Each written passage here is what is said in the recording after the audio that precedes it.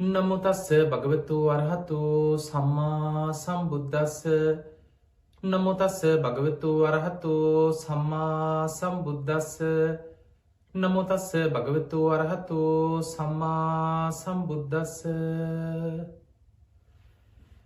හැම දිනාටම තෙරුවස්සන්න ප්‍රාර්ථනා කරමින් අදත් ඔබට උතුම් රතන සූත්‍ර දේශනාවේ ගාථාවෙන් ගාථාව නිවරදිම අර්ථය කොහොමද අපි අපේ ජීවිතයට ගලප ගන්නේ වසංගතයක් විපතක් ව්‍යසනයක් ඇතිවෙච්ච වෙලාවක එදා විශාලා මහනුවර තුන්බිය දුරු කරගන්න ඒ උතුම් රතන සූත්‍ර දේශනාව භාවිතා කරපු ආකාරයට අපි කොහොමද සැබෑම අවබෝධයකින් යුක්තව මේ රතන සූත්‍ර දේශනාව භාවිතා කරන්නේ අන්නේ ගැනයි අදත් අපි කතා කරන්න.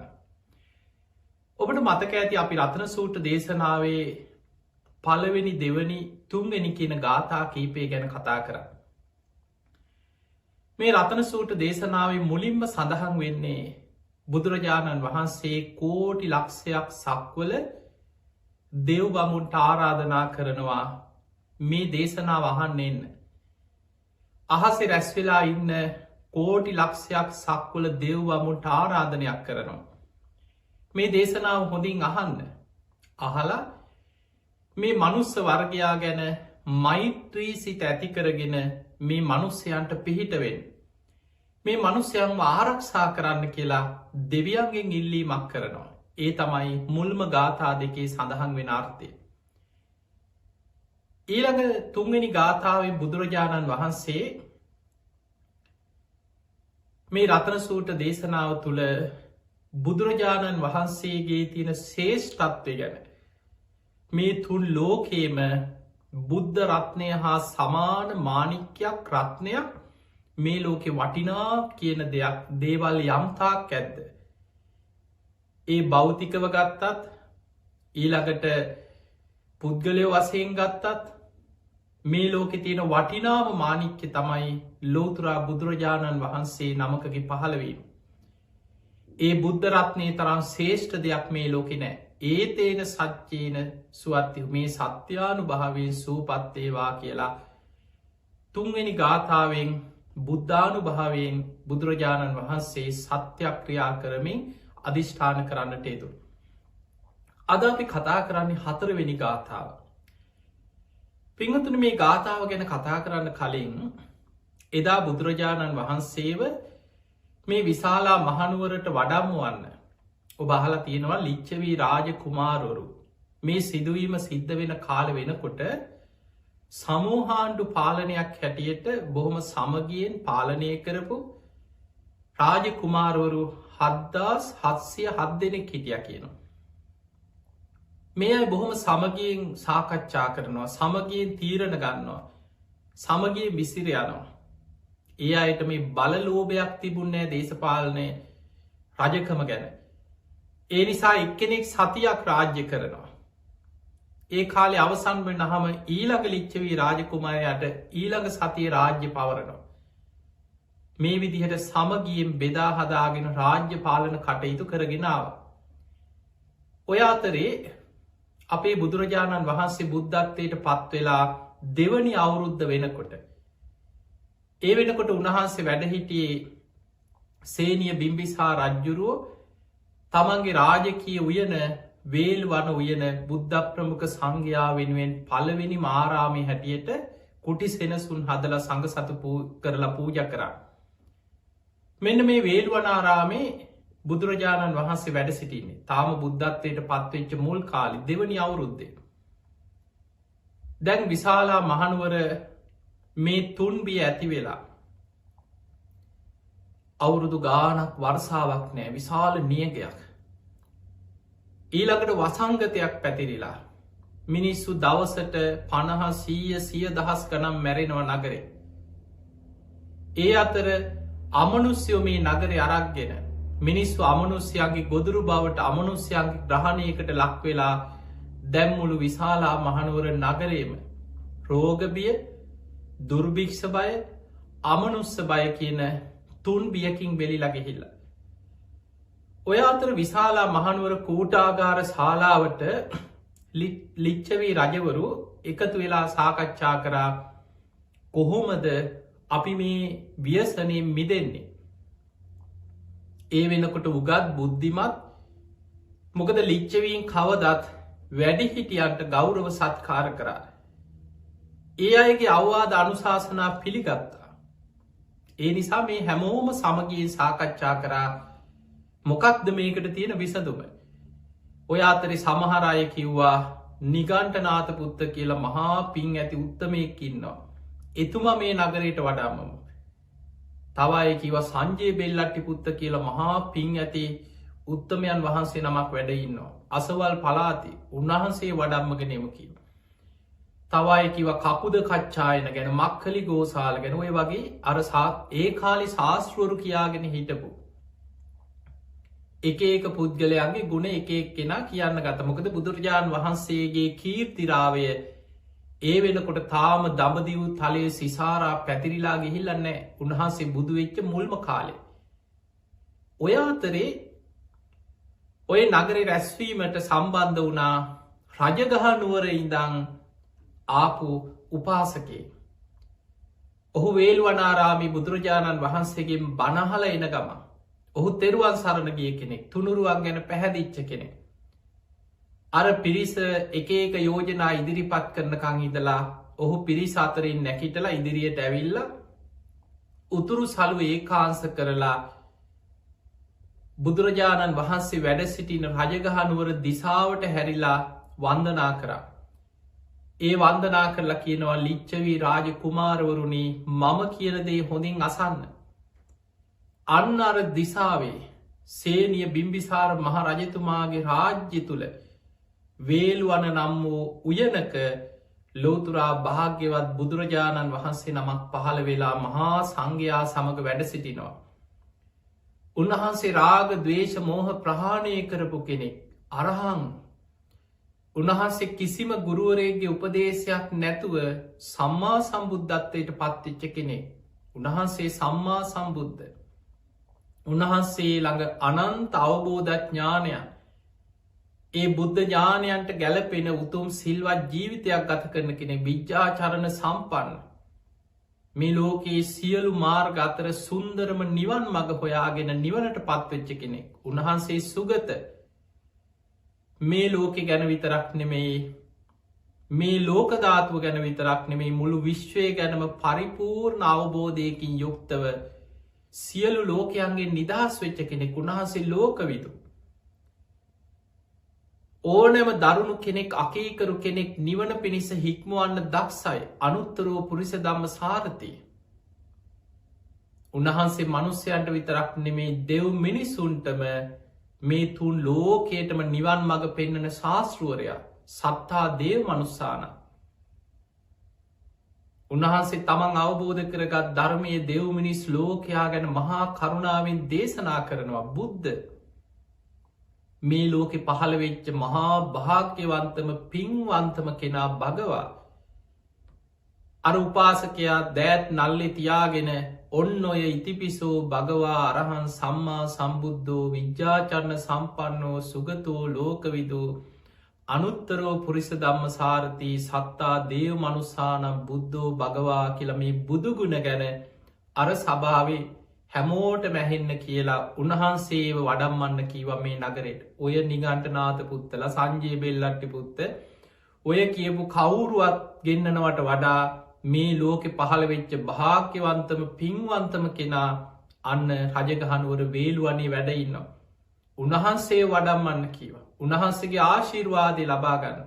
මේ නගරයේ තියෙන අවාසනාවන්ත මේ ව්‍යසනයෙන් මිදෙන්න්න නම් උන්වහන්සේ වයිකව මේ නගරයට වඩම්මන්න තියෙන.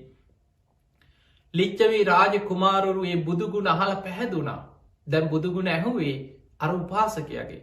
හැමෝම ඒක මතිකව තීරණය කරා හරි එහෙමනම් අපි උන්වහන්සේව මේ රාජ්‍යයට වඩම්මු.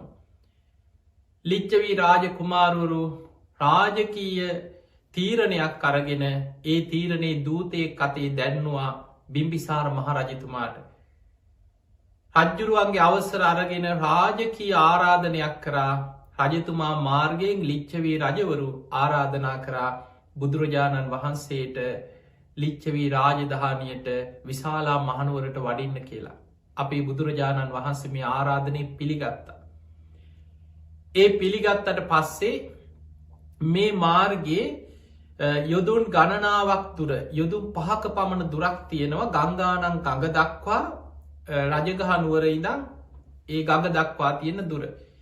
ඒ දුර සම්පූර්ණයෙන්ම බිම්බිසාර රජ්ජුරුවෝ පාර සරසල සුදු වැලි අතරුලා කොඩි සේසත් දජ පතාක නංවල ඒ මග බොහොම ලස්සන්ට සැරසුව. ගංගානං ගඟෙන් එතර වුණාට පස්සේ ලිච්ඡවී රාජධානිය දක්වා යොදුන් 2ක දුරක් ලිච්ඡවී රජවරු මේ පාර සරසුව බුදුරජාණන් වහන්සේ ඇතුළු සංඝයා පිළිගන්න. ගංගානං ගඟ දෙපස නාගලෝකි නාගයන් ඒ අයගේ ඒ සැරසිලිවලින් බුද්ධ ප්‍රමුඛ සංඝයා වෙනුවෙන් ඒ ගඟ දෙපස සැරසුව කියල සඳහන් වෙන. බුදුරජාණන් වහන්සේ නියමිත දවසෙ දහස් ගනම් මහරහතන් වහන්සේලා පිරිවරාගෙන මේ ගමන පිටත් වුණ. ඒ පිටත් වෙලා බුදුරජාණන් වහන්සේ වැඩම කරලා ගංගානං ගඟින් එතර වෙලා උන්වහන්සේගේ පාත්‍ර ධාතුන් වහන්සේට බුදුරජාණන් වහන්සේ පැන් වලඳනේ පාත්‍රා ධාතුන් වහන්සේට දානය වලඳන පාත්‍රයට පැන් එකක් පුරුවල අරගෙන ආනන්ද හාමුදුරුවන්ගේ අතට දුන්නා. ආනන්දය බුද්ධ අධිෂ්ඨානයෙන් රතන සූත්‍රයෙන් පිරිත් කරලා මේ නගරේ ප්‍රාකාර වලලු 3 පටා යමින් පිරිත් පැන්ගිහින් ආනන්ද හාමුදුරු නගරයට පිරිත් පැන්ගිස්සා. ඔය අතරේ තමයි බුදුරජාණන් වහන්සේ මේ නගරයට මහරහතන් වහන්සේලා සමඟ වැඩම කරන්න සිරිපතුල තිබ්බේ.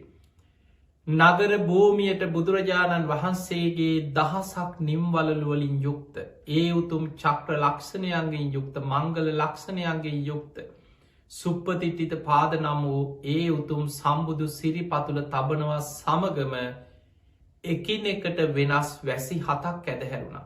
මල් වැස්සක් පොද වැස්සක් පිණිවැස්සක් මේ විදියට වැසි 7ක් ඇදහැලුණා. හරීම ආශ්චර්යයි. බුදුරජාණන් වහන්සේ ඇතුළු මහරහතන් වහන්සේලා වඩිනවා දෙපසට වැස්සි ඇදහැලෙනවා. බුද්ධ ප්‍රමුඛ මහරහතන් වහන්සේලා වැහි බින්දුවකින්වත් උන්වහන්සේලාගේ ශරීරයට සිවුරකටවත් පීඩාවක් නොවී දෙපසට වැසි ඇදහැලිලා නියගේ දුරුුණ. බුදුරජාණන් වහන්සේ නගරයට වඩිනකොටම මේ නගරේ මනුස්්‍යයන්ගේ ශරීරවලට අරක්ගෙන ආවේශ වෙලා නගරේ අර මලකුණු ආහාර කරගන්න ඇවිල්ල හිටපු දස දහස් ගනන් අමනුස්ස පිරිස යක්ෂයෝ අමනුස්යෝ නගරේ අතහැරලා සීසීකට දුවන්න පටන්ගත්. ඒ විපතත් දුරුුණ. බුදුරජාණන් වහන්සේ නගරේ කූටාගාර ශාලාවට වැඩම කරලා බොහොම ලස්සනට උන්වහන්සේ වෙනුවෙන් සකස් කරපු මණ්ඩපේ මත බුදුරජාණන් වහන්සේ වැඩ සිටිය මහරහතන් වහන්සේලා පසු පසින් වැඩ සිටිය. ආනන්ද හාමුදුරුවෝ නගරේ පිරිත් පැන් ඉහිනකොට ඒ පිරිත් පැම් බලයෙන් බුද්ධ අධිෂ්ඨානයෙන් අර වසංගතයෙන් පීඩාවට පත්වෙලා ඉන්න මිනිස්සුන්ගේ ශරීරවල පිරිත් පැත් දැවටෙනවා සමග ඔවුන් සුවපත් වුණ. හරි ආශ්චර්යයක්. ඔවුන් ආනන්ද හාමුදුරුව පසු පසින් පෙරහැරක් වගේ උන්වහන්සේ පසු පසින් එකතු වෙලා නගරවාසින් උන්වහන්සේ පස්සෙන්ම එන්න පටන්ගත්. විශාල ජන කන්දරාවක් නගරවාසින් ආනන්ද හාමුදුරුව නගරයට පිරිත් පැංගිහලා කූටාගාර ශාලාව ළඟට වඩිනකොට ආනන්ද හාමුදුරුව පසු පසින් ඇවිල්ලා බුදුරජාණන් වහන්සේට වන්දනා කළ එකත් පසකින් මේ පිරිසවාඩි වුණ. අන්නේ අයට තමයි බුදුරජාණන් වහන්සේ රතන සූත්‍ර දේශනා කරන්න. ඒ දේශනා කරද්දි මුලින්ම බුදුරජාණන් වහන්සේගෙන් බණහන්න මේ දේශනාව කරන්න සූදානන් වෙනකොට බූමාටු දෙවියන්ගේ පටන් අකරිටා බඹලව දක්වා දෙවරු අහසෙ පිරිලා බුදුරජාණන් වහන්සේ ආරාධනා කරේ මේ ලෝක ධාතුවේ දෙවියන්ට විතරක් නෙමේ කෝටි ලක්ෂයක් සක්වල දෙව් බමුට්ට ආරාධනා කරලා තමයි මේ රතන සූත්‍ර දේශනාව දේශනා කරන්නට යෙදුනේ. ඉතින් අද අපි බලමු මේ රතන සූත්‍ර දේශනාව සඳහන් වෙන ඊළඟ ගාථාවේ තේරුම. අපි පිළිවෙලට තේරුම් ගමු. ඔබට එතකොට එකින් එක මේ වැඩසටහන් පෙළත් එක්කම මේ රතන සූත්‍ර ගැන හොඳ අවබෝධයක් ඇති කරගන්නවා වගේම ඇත්තටම කොහොමද අපි මේ රතන සූත්‍ර භාවිතාවට ගන්න. මේ රතන සූත්‍රයෙන් ප්‍රතිඵල ලබන්නේ කොහොමද කියලා නිරවුල්ව තේරුම් ගන්න පුළුවන්කම තියෙනවා. ඔන්න බුදුරජාණන් වහන්සේ මුලින් මේ රතන සූත්‍රය ආරම්භ කරන ආකාර යානීද භූතානි සමාගතානි බුම්මානි වායා නිවහන් තලික්කේ සබ්භේව භූතා සුමනා බවන්තු අතෝපි සක්කච්ච සුනන්තු භාසිතම මේ අහසේ අන්තරීක්ෂේ රැස්වෙලා ඉන්න කෝටි ලක්ෂයක් සක්වල දෙව් බමුණ සබ්භේව භූතා සුමනාබ මේ මනුස්්‍යයන් ගැන මෛත්‍රී සිත් ඇතිකර ගනිත්වා. මේ දේශනාවය අතෝපි සක්කච්ච සුනන්තු භාස්ත මේ බුදුරජාණන් වහන්සේගේ බුද්ධ භාෂිතය මේ දේශනාව මේ ධර්මය දෙවිවරු හොඳින් අසත්වා. ඒ අහලා තස්මාහි භූතා නිසාමේත සබ්බේ මෙත්තං කරෝත මානුසියා පජ මේ අහසේ අන්තරීක්ෂ රැස්වෙලා ඉන්න කෝටි ලක්ෂයක් සක්වල දෙව් බබුල් මෙත්තං කරෝත මානුසියා පජා මේ මනුස්ස වර්ගයා ගැන මෛත්‍රී සිත ඇති කරගෙන මනුස්්‍යයන්ට මෙත් වඩන් ඔවුන්ට මෛත්‍රී කරන්න දිවාච රත්තෝච හරන්තිය බලි මේ මිනිස්සු දවල් රෑ දෙකේ ගුණ පුරමින් දෙවියන්ටත් පින් අනුමෝදන් කරමින් දෙවියන්ටත් පින් දෙනවා. තස්මාහිනේ රක්කත අප මත්තා දෙවියන මේ මනුස්්‍යයන්ව අප්‍රමාදීව ආරක්ෂා කරන්න ආරක්ෂා කරත්වා කියල බුදුරජාණන් වහන්සේ දෙවියන්ගෙන් ඉල්ලීමක් කර. ඒ තමයි මුල් ගාථා දෙක. ඊළඟ ගාථාව යංකින් චිවිත්තං ඉදවාහුරංවා සග්ගේ ස්වායන් රතනම් පනීතා යම් වස්තුවක් මේ ලෝකේ හෝ වෙනත් ලෝකයක තියෙනවද වටිනාම වස්තුවක්. සාමාන්‍ය භෞතික දේවල් හැටියට අපි වටිනා කියනවා රත්තරං රිදී මැනෙක් මුත්තු මැනික් සක් සිලා වෙරලුමිනි ඊළඟට දියමන්ති මිනිස්සු එකක වටිනා දේවල් කියන. දස මානික්‍ය ගැන සඳහන්ගෙන වටිනා වස්තු ගැන යොක්කොම් භෞතිකයි. ඊළඟට පුද්ගලය වසයෙන් ගත්තහම අපි කිනවා පුරුස රත්නය ස්ත්‍රී රත්නය ඔය වගේ ඒක රත්න ගැන අපි එක විදියට හඳුන්වන්න පුළුවන්. හැබැයි මේ ලෝකයේ පිරිමියෙක් වේවා කාන්තාවක් වේවා ශ්‍රමණයෙක් වේවා බ්‍රාහ්මණයෙක් වේවා දෙවියෙක් වේවා බ්‍රහ්මයෙක් වේවා මේ ලෝකයේ ඉන්න සෑම මනුස්සෙක් ගත්තා වෙනත් ලෝකයක ගත්තත් මේ සියලුම මනුස්්‍යයන් අතර සියලුම සත්වයන් අතර ශේෂ්ඨතම වටිනාම මානික්්‍ය තමයි ලෝතුරා බුදුරජාණන් වහන්සේ නමකගේ පහළවීම. අන්නේ බුදු කෙනෙක් හා සම නනෝ සමන් අති තතාගතයට බුදුරජාණන් වහන්සේ හා සම කරන්න පුළුවන් මානික්‍යයක් වටිනා වස්තුවක් ලෝකෙ නෑ. ඉදම්පි බුද්ධේ රතනම් පනීත මේ බුදුරජාණන් වහන්සේගේ තියෙන ශේෂ්ඨත්වය ඒ තේන සච්චේන සුවත්තිහොත් මේ සත්‍යානු භාවයෙන් සුවපත්තේවා කියලා ඔන්න ආශිර්වාද කර. දැන් අද අපි කතා කරන්න ඊළඟ ගාථාව. පිංහතුනේ බුදුරජාණන් වහන්සේ මේ හතරවෙනි ගාථාවෙන් කියන්නේ ධර්මරත්නය ධර්මය තියෙන ආශ්චරය. නිවනට කියන ලස්සන වචන හතරක් බුදුරජාණන් වහන්සේ මේක විස්තර කරනවා. කයං විරාගං අමතං පනීතං කයං කියලා කියන්නේ දුක්ෂය කරන දුකශය කරලදාන සියලු දුක්ඛයන්ගෙන් නිදහස් කරලදාන කයන් නිවනට කියන වචනයක්. විරාගම් විරාගේ නොවැල්ම ඇති කරනු. පංච උපාදානස්කන්දගෙන් නොවැල්ම ඇති කරලා විරාග ඇති කළ නිදහස ලබලතින. අමතන් අමුෘර්තය නිවනට කියනු. අමුෘර්ත වූ නිවන අමතන් ඉපදීම මරණය ඉක්මවා යන. අමතන් කියන්නේ මරණය ඉක්මවාගේ නිවන පනීතා මේ ලෝකයේ ශේෂ්ඨ ප්‍රනීත වූ නිවනක් ඇද්ද. කයන් විරාගම් අමතම් පනීතා කෙලෙශ්ෂය කරන විරාගය ඇති කරන මරණය ඉක්මවා යන එකන ආයමත් අර ඉපදමින් මැරමින් සතරාපාය වැටි වැටි යන මේ මැරිමැන් යන සංසාරදුකෙන් නිදහස් වෙන ඒ ඉක්මවා යන ඊළඟට ප්‍රනීත මේ ලෝකෙ ප්‍රනීත යම් නිවනක් ඇද්ද යදජ්ජගා සක්්‍යමුණී සමාහිතෝ යම් එවැනි ධර්මයක් සාක්‍ය මුණීන්ද්‍රයන් වහන්සේ බෝධි මූලේ වැඩඉඳල යම් ධර්මයක් එද අවබෝධ කරගත්තාද නතේන දම්මේන සමත්තිකි ඒ ධර්මයට සම කරන්න පුළුවන් කිසිම දෙයක් මේ ලෝකයේ මේ විශ්වය තුළ නෑ. ඉදම්පි දම්මේ රත්තනම් පනීත මේක තමයි ධර්මී තියෙන ශේෂ්ඨත්වය. ඒ තේන සච්චේන සුවත්තිව ඒ දම්මානු භාවෙන් ඒ ධර්මය තියෙන ශේෂ්ඨත්තේ බලයෙන් සුවපත්තේවා කියල සත්‍යයක් ක්‍රියා කර. දැන් බලන්න අපි මේ ගාථාව අපි රතන සූට්‍ර කියනවා. අපිට කරදරයක් එනකොට විපතක් කියනකොට රතන සූට්‍ර කියනවා. දැන් මේ වසංගතය විතරක් නෙමෙයි ඔබ දන්නවනේ අපේ ආච්චිලා සීයලාට ඔය රතන සූත්‍රේ කටපාඩම් සමහරුන්ට. ගෙවල් වල පරණ ආච්චිලා සීයලා අම්මලා තාත්තලා තුන් සූත්‍ර කියනවා කියලා කරණීය මෙත්ත සූත්‍රේ මහා මංගල සූත්‍රේ රතන සූත්‍රේ බොහොම සද්ධාවෙන් හවස බුදුන් වැඳලා මල් පූජා කරලා පිරිත් කිව්වා. හැබැයි සමහරු දන්නේ නෑ මේ රතන සූත්‍රය තියෙන්නේ බුදු ගුණ දහම් ගුණ සඟගුණ ඇතුළත් සත්‍යක්‍රියා දේශනයක් කියලවත් දන්න. හැබැයි විශාලා මහනුවරොයි තුන් බිය දුරු කරා රතන සූත්‍රය කිව එනිසා අපිත් කියන්න ඕන අපිටත් ආරක්ෂාවක් ලැබෙනවා කියලා ඒ විශ්වාසෙන් රතන සූත්‍ර කියනවා. නමුත් ඔබ හිතන්න අර්ථ දැනගෙන ඒ ගාථාව තේරුම් දැනගෙන හොඳ අවබෝධයෙන් කියනකොට කොච්චරනම් ආශිර්වාදයක් අපිට ලැබෙනවා. දැන් බලන්න අපි රතන සූත්‍ර මෙහෙම කියමින් කෙනෙක් කියනවා ඔය බුදු දහම අනිත් ආගම් ඔක්කොම එකයිනේ. ඕ ඔක්කොගේම තියෙන එකම දෙයක්. එහෙම කියා රතන සූත්‍රෙත් කියනවා. හැබැයි මේ ගාථාවේ තියෙන අර්ථය මොකක්ද? හැම එකක්ම එකයි කියලාද කියන්නේ?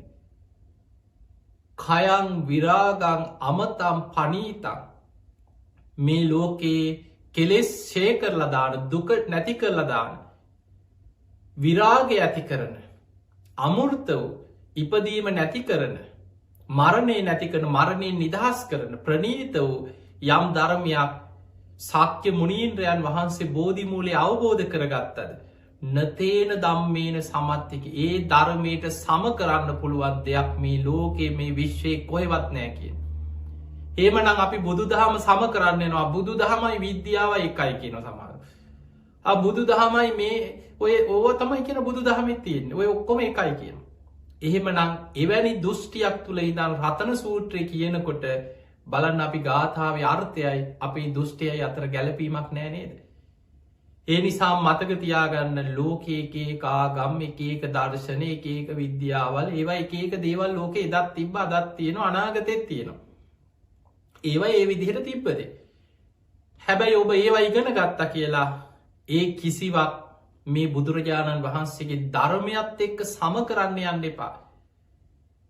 යම් ධර්මයක් ශාක්‍ය මුනීන්ද්‍රයන් වහන්සේ බෝධි මූලේ වැඩ ඉඳලා උන්වහන්සේ සාරා සංකය කල්පලක්ෂයක් පාරමී පුරලා උන්වහන්සේ සසරෙ කොච්චර පෙරුම් පුරාගෙන ඇවිල්ල පාරමී සම්පූර්ණ කරලා බුදුවෙන ආත්මෙත් අවුරුදු 6කට ආසන්න කාලයක් දුස්කර ක්‍රියා කරලා තමන් වහන්සේ විසින්ම දසබිම්බරක් මාරසේනා පරාජය කළ බෝධිමූලයේ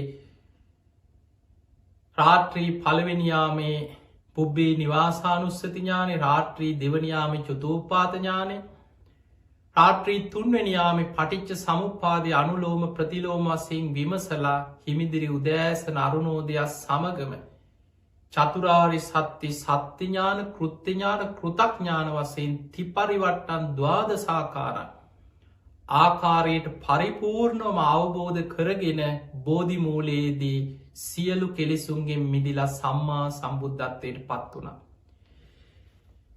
යදජ්ජකා සක්‍ය මුණී සමාහිතු යම් ධර්මයක් සාක්‍ය මුණීන්ද්‍රයන් වහන්සේ බෝධිමූලය අවබෝධ කරාද අන්නේ අවබෝධ කරගත්ත උතුම් ධර්මය නතේන දම්මේන සමත්තිකින් ජේ ධර්මයට සම කරන්න පුළුවන් කිසිවක් මේ ලෝකෙත් නෑ වෙනත් ලෝකයකත් නෑ මේ විශ්වය කොහෙවත් නෑ.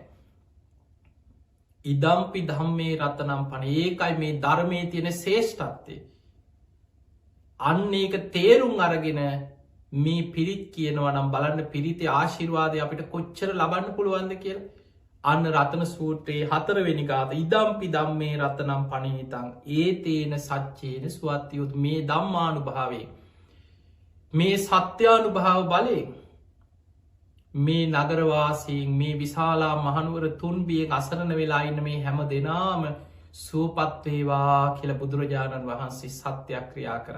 තිගෙහෙම නම් පිංගතුනි ඔබත් මේ වෙලාවේ රතන සූට්‍ර දේශනාව භාවිතා කරද්දි රතන සූත්‍රයෙන් පිරිත් කියද්දි මේ ගාථාවල අර්ථ හොඳින් තේරුම් අරගෙන දැනගෙන අවබෝධයක් ඇතුව රතන සූත්‍රය සජ්්‍යහයනා කරන්න උතුම් සීලයක පිහිටලා.